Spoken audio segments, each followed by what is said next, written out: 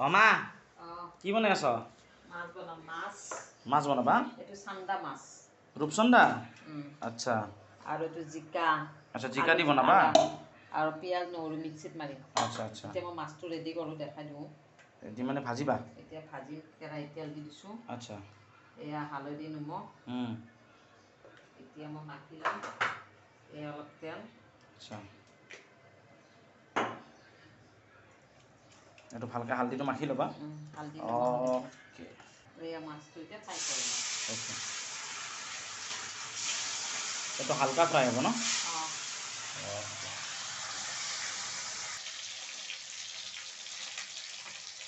এয়া মই মাছটো ফ্ৰাই কৰি ল'লোঁ। অঁ এতিয়া মই নমাই দিম। এই জিকাটো অলপ ফ্ৰাই কৰি নমাম। তাৰপৰা মছলাটো এই মছলা ৰেডি কৰি লৈছোঁ। অঁ এতিয়া মাছটো নমাই দিম। অ'কে অলপ এইটো ভাজি লওঁ মই। আকৌ নমাই দিম। মছলাটো ভাজিছোঁ। মাছটো বহুত ধুনীয়া ভাজিছা। এইটো ভাজি লওঁ। অলপমান ভাজিব লাগিব। মছলাটো কি গাঁৱলীয়া ষ্টাইলত কৰিছা? এইটো মই হাতেদি কাটিছোঁ, লাইন নাই। হয় নেকি? দিয়া দিয়া। মই জিকাটো ভাজি ল'লোঁ। এতিয়া মই এয়া তেজপাত দিলোঁ, শুকান জলকীয়া, অ'কে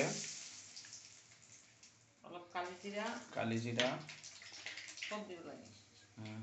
আৰু কি দিবা? গোটা জিৰা, গোটা জিৰা বাহ। এয়া ক'লা সৰিয়হ। ক'লা সৰিয়হ। আজি কিবা অলপ বেলেগ হ'ব যেন লাগছে দেখোন। মই এতিয়া মছলা দিম ভাজোঁ, নিমখ হালধি দি দিম ভাজাৰ পিছত। মছলাটো ভাজি ল'লোঁ। এতিয়া মই নিমখ হালধি দিওঁ। আচ্ছা হালধি দিলোঁ। মই অলপ জোল কৰিমতো, সেইকাৰণে অলপ নিমখ দিছোঁ। ঠিক আছে। এয়া জিৰাৰ গুড়ি, ঘৰতে বনোৱা। এয়া অলপ গৰম মছলা। এতিয়া মই ধুনীয়াকৈ মিলাই এইটো দি দিওঁ। জিকাটো ভাজি লৈছোঁ যে ইয়াতে দি দিম এতিয়া। অ'কে এয়া মই এতিয়া জিকাটো ভাজি লৈছিলোঁ যে ইয়াতে দি দিম। অ'কে 1 মিনিটমান হেৰি কৰি ভাজি কিনে মই পানী দি দিম। ভাজি ল'লোঁ ধুনীয়া কৰি। এতিয়া মই ইয়াতে পানী দি দিম। অকণ জোল ৰাখিমতো, অলপ আলু চালু দি দিব লাগিব। কেইমিনিট ৰাখিব লাগিব? এইটো 3 মিনিট ৰাখিবই লাগিব। এতিয়া উতলিলে মাছটো দি দিম ইয়াতে। উতলক। এয়া মই মাছটো দি দিলোঁ ইয়াতে। এতিয়া অকণমান উতলিলে নমাই দিম।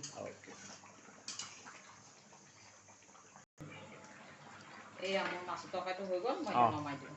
অ'কে এয়া মই আজি চান্দা মাছ বনাইছোঁ। চান্দা মাছ দি জিকা দি বনাইছোঁ। জিকা, বিলাহী, পিঁয়াজ, নহৰু, কেঁচা জলকীয়া, গোটা জিৰা, গোটা ধনিয়া, কালি জিৰা চব দি পিনে আৰু গুড়া দিছোঁ, জিৰা গুড়া দিছোঁ, গৰম মছলা দিছোঁ, দি পিনে বনাইছোঁ। পিঁয়াজ, নহৰু চব। আপোনালোকে এনেকৈ বনাবচোন। আন্দাজে বেলেগ কৰিও বনাই খাব লাগে। চব মছলা চছলা দি পিনে। আৰু মোক লাইক কৰিব, কমেণ্ট কৰিব, ফ'ল' কৰিব, শ্বেয়াৰ কৰিব। Thank U.